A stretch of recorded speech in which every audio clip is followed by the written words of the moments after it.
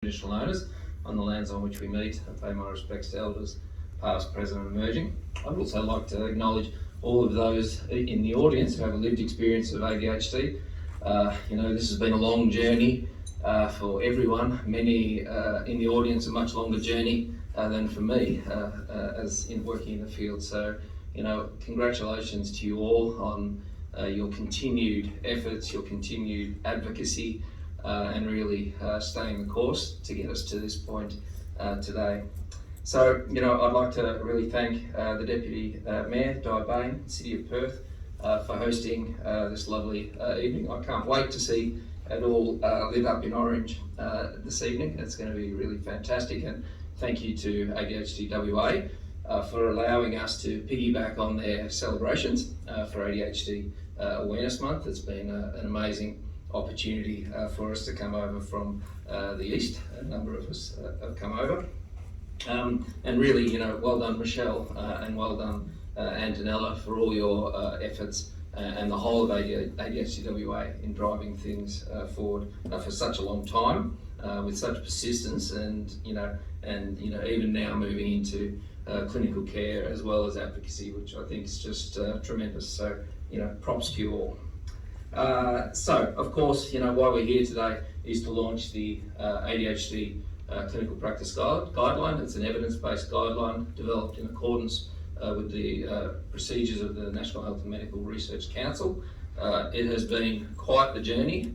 I jokingly said the other night I used to have hair before this process. It didn't fall out, I actually pulled it out.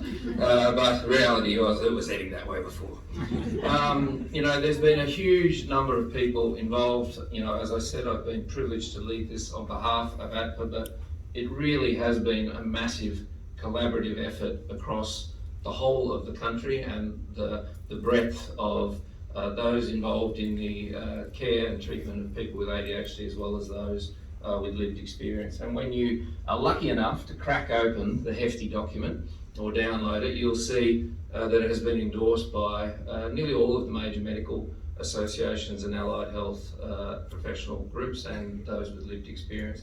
And I think that gives us a rare moment where we're on a unity ticket in terms of pushing forward with the messaging that we want for ADHD and trying to push for a better deal for folks with ADHD. I'm very fortunate to have in the room today the two clinical co-chairs that help guide this process. For those of you who have ever managed to achieve consensus over Zoom meetings during COVID lockdowns with 25-ish people that have fairly strong opinions on how things should be done, that is not an easy task. So to Professor Katrina Williams, looking very flamboyant and orange there at the front, deep thanks. Katrina's the Chair of Paediatrics at Monash Uni, and to Dr. Ed Petch, who is over the back there, WA resident forensic psychiatrist. Thank you so much for your massive donation of time. Really, it's been huge, and my really heartfelt thanks to you. We had amazing project managers work with me at ADPA. Dr. Tamara May, who isn't here today, was a force of nature to help move this forward in the way that it has gone. Kim Fuller doing the web. You'll see today if you log in, there's a fully enabled web interface that you can navigate your way through the recommendations, etc. And Dr. Marie Misso, who's a methodologist who did all the evidence reviews. Without them, this would not have happened. It would not have had the rigour that was required in order for it to pass through the NHMRC approval process. So to all them, my heartfelt thanks. And really, I think it does set the benchmark now in terms of how we diagnose, treat and support folks with ADHD. It is, as I keep saying, really just the start of a journey. There is much, much, much more that will need to be done in order for us to deal with lots of the issues that are well known within the community, but I think this gets us off to a great start. Thanks.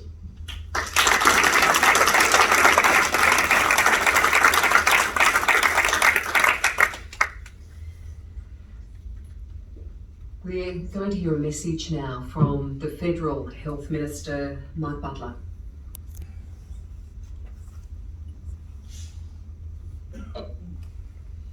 Well, thank you all for the opportunity to speak with you about the launch of the Australian Evidence-Based Clinical Practice Guideline for ADHD. I'm speaking to you today from Canberra, the traditional lands of the Ngunnawal people, so I offer my respects to their elders, past and present. I extend that same respect to the traditional owners of the lands on which you are joining us from today. Thank you to the Australian ADHD Professionals Association and your President, Professor Mark Belgrove, for the invitation to speak and for your work on this guideline. I also want to thank those of you with lived experience of ADHD who have worked alongside the Guideline Development Group to create this really important resource. ADHD, Attention Deficit Hyperactive Disorder, is the most common neurodevelopmental disorder in Australia. There are around 800,000 Australians living with ADHD, including around 281,000 children and young people under 19 years of age. In 2019, Deloitte Access Economics put the monetary cost of ADHD to Australia at more than $20.4 billion every year. That estimate gives us an idea of the scale of ADHD, but it's far from capturing the real impact of this condition on the lives of those Australians living with it. I don't need to tell you, but ADHD has a lifelong impact on individuals, on their families, and right across their community. It can impact learning and schooling, employment, social interactions, and relationships. But we know that with early diagnosis and treatment, it can be managed, which leads to greatly improved outcomes. The guideline will be an asset to medical and allied health professionals, to nurses and pharmacists. It will also assist people who do a lot of work to support people with ADHD, such as families, carers, educators and employers. The guideline also sets a path for future research and policy development, which will help deliver improvements in the long run as well. I'm really impressed by the scale of work which has gone into this guideline, with 111 clinical recommendations. It's a sign of the complexity of the issue. Australians should not misunderstand ADHD and dismiss it as just a problem for kids and their parents or for teachers to manage. It's a bigger problem and more widespread than many people understand. Clinicians around Australia should put this guideline to great use, safe in the knowledge that it's based on the best available scientific evidence and guidance. It will assist in the identification, the diagnosis, support and treatment options, including pharmacological and non-pharmacological interventions for people living with ADHD. This is an important shift away from the dangerous self-diagnosis of ADHD, which is prolific on TikTok, which overwhelms unqualified content creators and perpetuates untruths that further stigmatises individuals with ADHD. The guideline is best practice and has been approved by the National Health and Medical Research Council. I thank all of those involved again for your hard work and commitment to see this project through to this point. This guideline will make a difference for all Australians living with ADHD.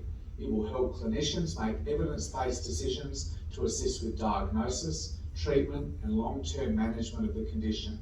Importantly, it will have flow-on effects that will help those people who live with ADHD to better engage with the people, the opportunities and the world around them.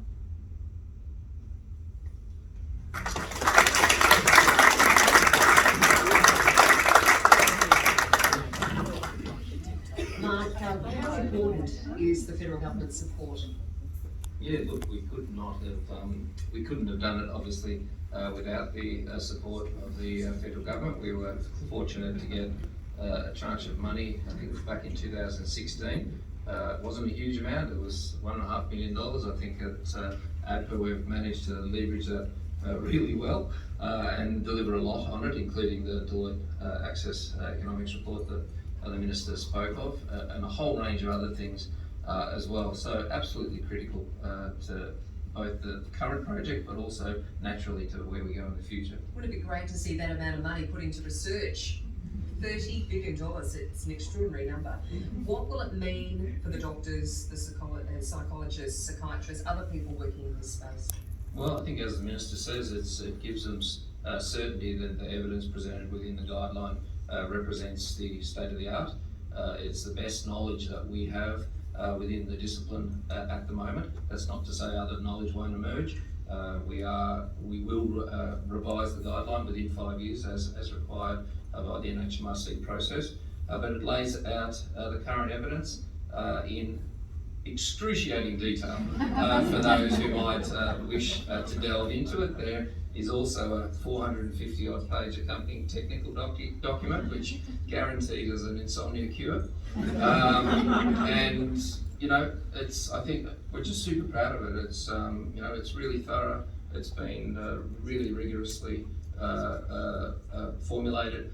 It really puts forward a model, I guess, or a proposal that the care of folks with ADHD should be done within an interdisciplinary framework. The child and family at the centre. We need to be operating in a sort of holistic way to make sure people get some maximum benefit and can, you know, live healthy and productive lives. So support from the NDIS? Well, you know, there is support already from the NDIS when, you know, the functional needs criteria met. I would advocate probably that NDIS is part of the system that we need support, obviously, for. But equally, public health funding for ADHD treatment, for example, is a critical issue going forward in general. So what's next for you and the organisation? Obviously, you'd like to keep that head of hair. I think that might be a losing battle.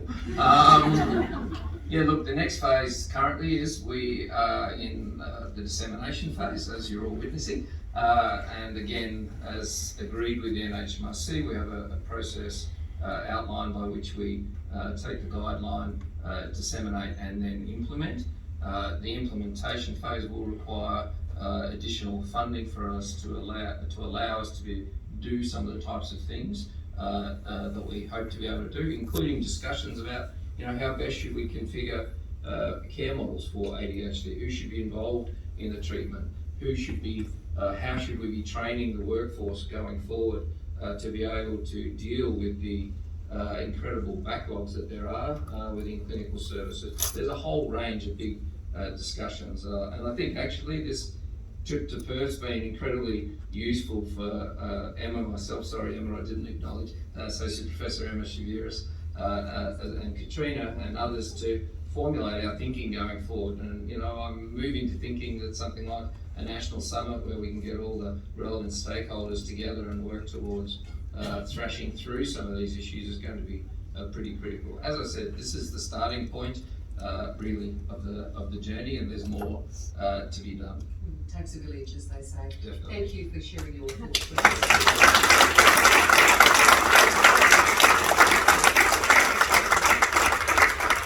While the guideline will help clinicians and professionals working in this space, it's really all about trying to help the people who are seeking help, whether it be diagnosis or treatment. I'd like to ask Lou Brown to join me now. She's an ADHD PhD candidate, a board member of ADPA, and a woman who lives with ADHD herself. Lou would like to share some perspective about her lived experience.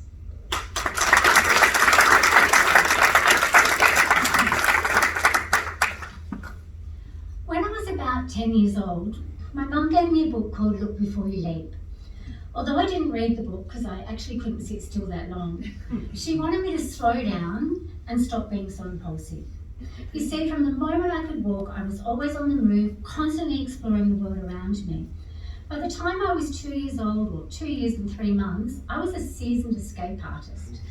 Despite my dad, putting some slippery masonite on our gate to try and prevent me getting a foothold, I managed to climb over the gate, walk 4 blocks to the local corner store, and apparently I did it because I really liked the lady and she used to give me lollies. I was also creative, imaginative and inquisitive, and I loved playing with water. So much so that my parents had to remove all the inside taps to stop me from flooding the house. Abundant and unbridled enthusiasm, I talked a million miles an hour, asked a million questions and had an answer for everything. But underneath it all, I was a very sensitive and emotional child. I thrived on praise and positive attention, and I really wanted to be liked, and I really always tried to do the right thing. But when my interest was sparked, I was off chasing rainbows. I became lost in the moment in a world of my own, totally oblivious to societal expectations and how my behaviour actually affected others. I was happy, joyful and carefree until I was in trouble. Then I was a sad child, a child in pain, debilitating pain that would consume me. It would surge through my body, it would flood my senses, and it would make my chest tighten. I'd get a lump in my throat, and tears would well in my eyes. I remember always trying so darn hard to prevent this pain, but due to my self-regulation challenges, it would always sneak up on me anytime I was just being me. As I grew older, that god-awful pain followed me, as I always seemed to find myself on the receiving end of criticism, judgment and rejection. Brought about by the fact that no matter how hard I tried, I couldn't always control my focus and attention. I didn't have a pause button, I made decisions on a whim, and I often struggled to filter the words that came out of my mouth. And my memory also frequently failed me. Not surprising, these experiences and the knowledge I'd let myself and others down, despite my best efforts, had a negative effect on my self-esteem and my self-worth. And over time, I started to believe that there was something innately wrong with me, that I was bad, that I was stupid, that I was broken, for I was the naughty child. Although my mum often felt she was banging her head against a brick wall, she also loved me. So hence she was hoping that by pointing out that if I could just slow down and start to look before I leap, things may get easier. The problem was, I couldn't. Not at 10 years old, not at 20 years old, or at 30, no matter how much I tried or how many reminders I got from her. And at 47 years old, I found out why. For at 47 years old, I was diagnosed with ADHD. The condition that robs individuals of the ability to pause and willfully exert self-control. And sadly, the condition many people in the community do not believe exists. The ones surrounded by stigma and the false assertions that kids with ADHD are just naughty and all their problems could be solved with a swift clip under the ear. And adults with the disorder, they're just lazy, rude, selfish and stupid. However, this is not true. Copious studies have shown that the brains of individuals with ADHD differ from neurotypical individuals. And because of this, we do not develop the same amount of executive control at the same time as our peers or to the same degree. With your permission, I'd like to give you some insight in what it's like to live with untreated ADHD. Imagine feeling you have little control over your brain, that sometimes it refuses to work and other times it refuses to stop working. Therefore, you can't make your brain concentrate on something that's really important if it's boring, even if there's consequences. And then other times it goes full steam ahead, 100 miles an hour like a runaway train, hyper-focusing until, anything that piques its interest until it crashes and burns. Imagine struggling to filter external noise, sights and sounds for relevance as everything appears to be just as loud and of equal importance, whilst at the same time being constantly bombarded by your thoughts, many of which are not relevant in the moment, which makes it hard to focus and concentrate, even when you're talking to your friends. Your noisy thoughts also make it really hard to fall asleep, so sometimes I just wish my brain would shut up. Imagine not always being able to filter the words that came out of your mouth, and as a result, you find yourself interrupting others, blurting comments at inappropriate times, or suffering foot and mouth. Like the time, I said to her, I told a lady from my mother's group that I felt like a dirty old car salesman when I was trying to sell my services as a health coach. Now, I had this picture of Danny DeVito in my head from the movie Matilda. Unfortunately, her husband sold cars for me. Imagine trying to remember people's names or relevant information about them so you can engage in conversation, but your brain refuses to give you that information in the moment when you need it. When this happens, you know you're coming across as being socially inadequate and being perceived as weird. Whilst inside, your anxiety takes over and you're full of embarrassment and shame.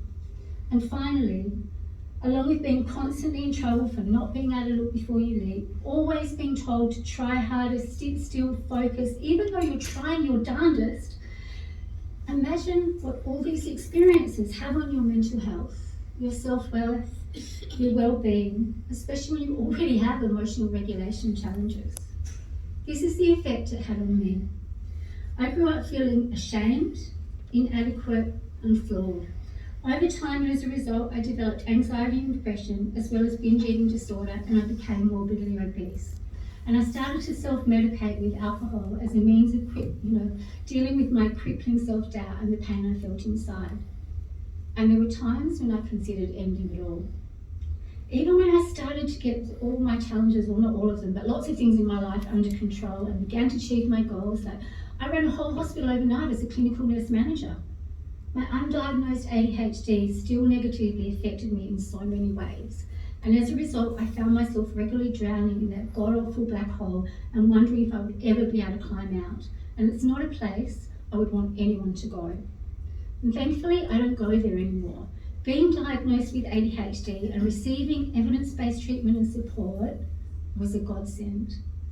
Now with the release of the clinical practice guidelines for ADHD, there is no, so I'm going to get emotional, but there is no reason why any other child should ever experience what I did growing up. There's also no reason why any adults with ADHD should continue to struggle because they cannot access the diagnosed treatment and support that they require to thrive. Although ADHD medication and the tools and strategies required to scaffold your ADHD traits do not make you neurotypical and they do not take all your ADHD challenges away, they are life-changing. In fact, they save lives. They saved mine. So in conclusion, please remember, it's easier to build up a child with ADHD than it is to repair a broken adult. And everyone deserves to thrive, even those who cannot look before they leap and were labelled the naughty child. So I'm very grateful and feel so much joy that these guidelines have been released today. Please help with the dissemination and the implementation of them because it will make such a huge difference to so many people in our community. Thank you.